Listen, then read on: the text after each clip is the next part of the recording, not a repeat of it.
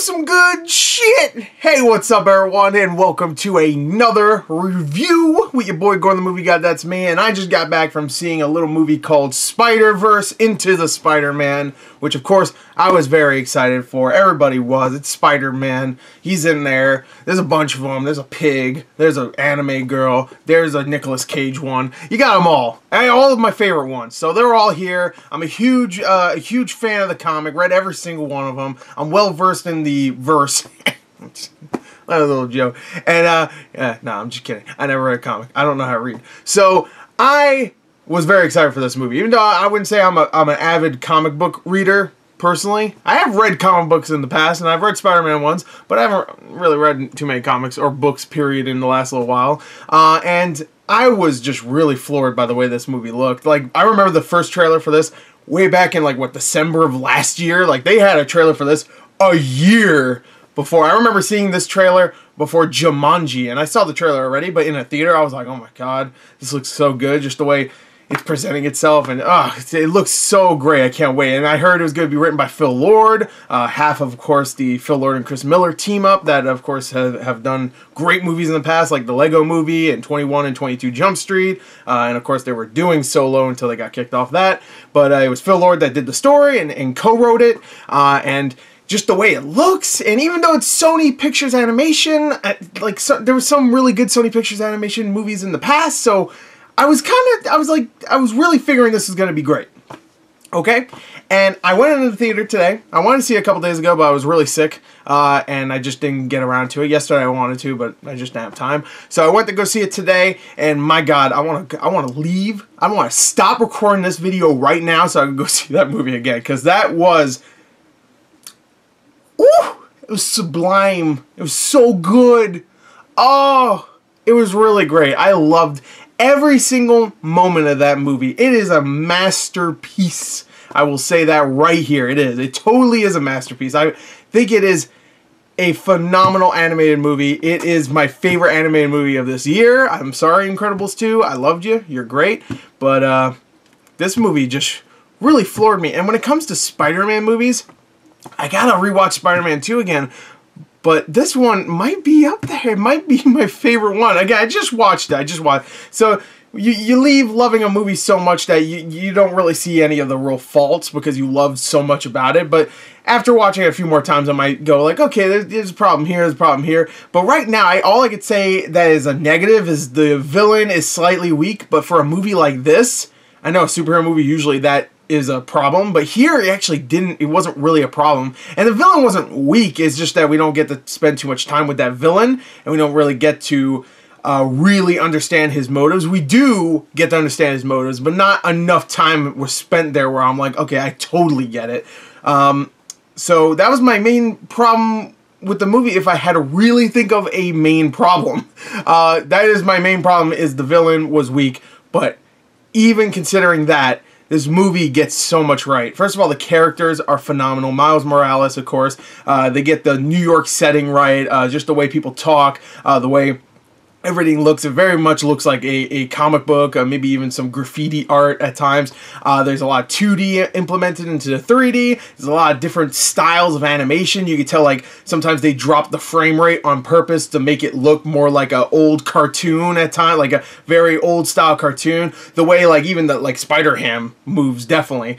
Just the different little animation styles really blew me away in this movie. There's so many little in-jokes and really quick little cuts and just little blurbs, like little like comic book blurbs that pop up that say like ouch or whatever, like just like little words here and there that are just sneaked into the movie where you really don't get the 100% experience from your first viewing. You really do have to see it again to see the little jokes. And that's what I love about Phil Lord and Chris Miller. I know Chris Miller didn't do it again. Phil Lord did it, and he wrote it, and he did the story. But that's what I love about those guys, at least, is that they did the same thing with the Lego Movie, and did the same thing with the 21 and 22 Jump Street movies. They fill their movie with so many jokes that you really have to go back and watch it again, because you miss jokes. It's so quick and snappy, and even if a joke doesn't make you burst out laughing, there's a reason why, because the next joke's gonna make you burst out laughing. Alright, that joke, that was just like the warm-up. Okay, you ready for something funny? Bam! Here you go, Spider Pig. did something funny. Spider-Ham, I should say. But, not Spider-Pig, that's Simpsons. But I was really floored by how amazing the movie looked and how amazingly funny it is. It is a breathtaking movie. It is really hilarious, and it has so much heart. Let me just say, there's about 5, maybe 6 times where I teared up in this movie. Many of them involving, of course, the characters in the movie. One of them involving, of course, Stan Lee. If you do not know, Stan Lee has a cameo in this. I'm not spoiling it because it's so beautiful. It's so fitting. Such a fitting, in a way I kind of wish this was the last cameo. Not that I don't want to see Stan Lee anymore, but this one is just such a great send-off. Like, there you go. His legacy is complete when it comes to him, you know, being around, I guess. No, the legacy is not complete. That's the wrong thing to say. But he is ready to move on, I guess. That's pretty much what that cameo was like. He's ready to move on. It is up to you guys. The other storytellers is pretty much what that cameo was doing, and I love that. I thought it was excellent, and they even have a little tribute to him at the end of the movie too, which is fantastic. There's even a post-credit scene, which is freaking phenomenal because it actually teases the next movie, but also is hilarious. Really funny, and if you know internet humor, then you're gonna really like the post-credit scene. That was really phenomenal.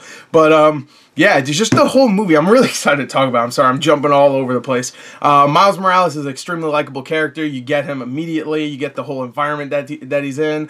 I love the music. The music really fits very well. The way everything looks, the city and stuff. I love all the ground level stuff where we're just walking around with Miles and as he's talking to people and stuff. It's really awesome to see all this kind of stuff. We don't really get to see this too much in animated movies where it really feels like a real place.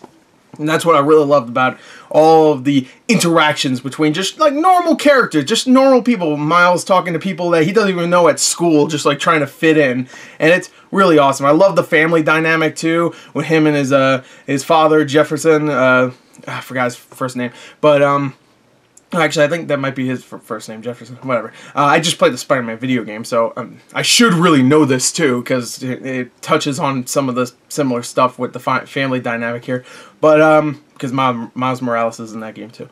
But anyway, the whole family dynamic is great. When all the other Spider-Men and Spider people, I should say, show up, it's all great. They all have their little distinct personalities. Nicolas Cage plays the Spider-Man noir who can only see in black and white. So he has a whole running joke about something that he can't see in color, and it's really funny. But everything he says is like old school, like 1940s, like noirish speak. He's just like, yeah, put him up, see? Like he's just talking kind of like that, and Nicolas Cage nails it. Whenever Nicolas Cage does voice work, it's phenomenal. Like even the Croods, I remember that movie, and Nicolas Cage has so many scene-stealing moments in that film. I remember the Croods from, what, like 5-6 years ago?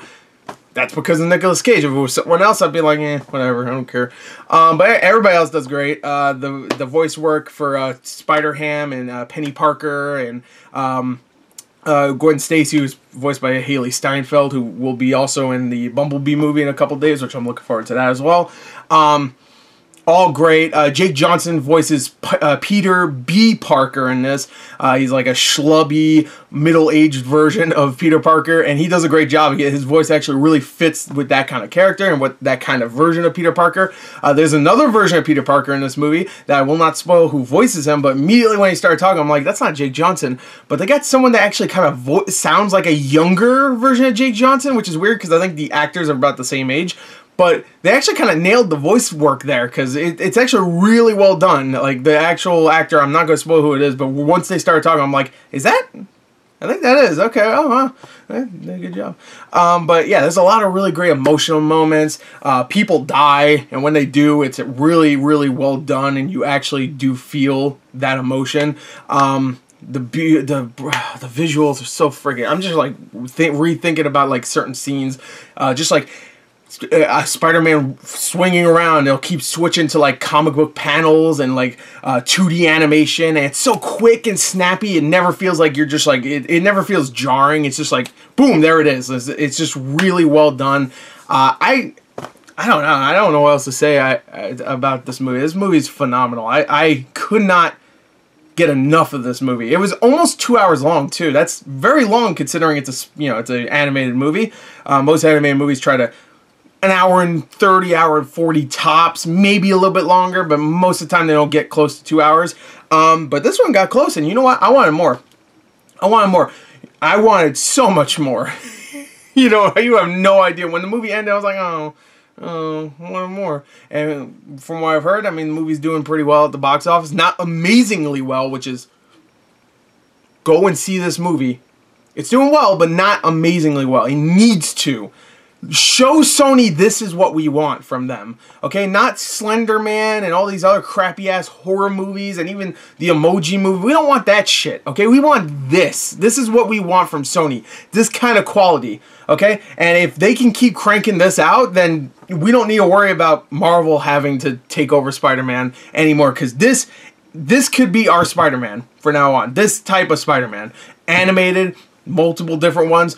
Our pig Spider-Man could be our Spider-Man in the future. Okay? I love all the characters. I love every piece of dialogue, every little emotional moment. The only problem I had was the villain, and really it wasn't a problem because it wasn't supposed to be the main point of the movie. The main point is Miles Morales. He's beginning as Spider-Man. He gets other Spider-Men and Spider-People to kind of mentor him, and that is the main focus of the story. And family, just like Vin Diesel said in that one movie about the cars. Last Witch Hunter, right? Yeah, Last Witch Hunter. But anyway, that's all I got to say. I just want to do a quick little review. I don't do too many reviews anymore. Just I'm lazy, that's why. I don't know. So, hope you enjoyed it. Anyway, I loved it. I really did. It's probably my, I don't know, it's up there, man. It's up there. It might be my favorite movie so far of this year. I have to think about it. I don't have really any flaws with it. The villain is the major problem, but it's not like how most Marvel movies do the villain, and that's why that's the main problem. It's not like Guardians of the Galaxy where the villain's like, oh, the main crux of the whole plot, like, oh, we need to stop that guy. Here, it's not that. And the villain, I mean, if you don't know, it's Kingpin. Everybody knows that. It's in the trailer. I mean, that's another problem, actually. I don't like the way Kingpin looks. They made him way too big. Okay? Way too big. like Kingpin in the Spider-Man video game that came out was way too big.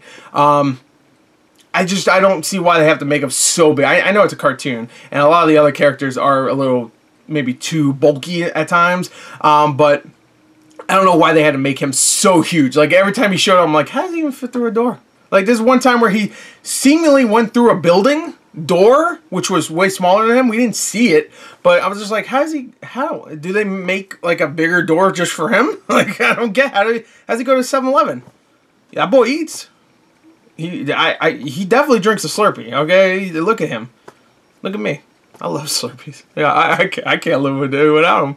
But yeah, okay.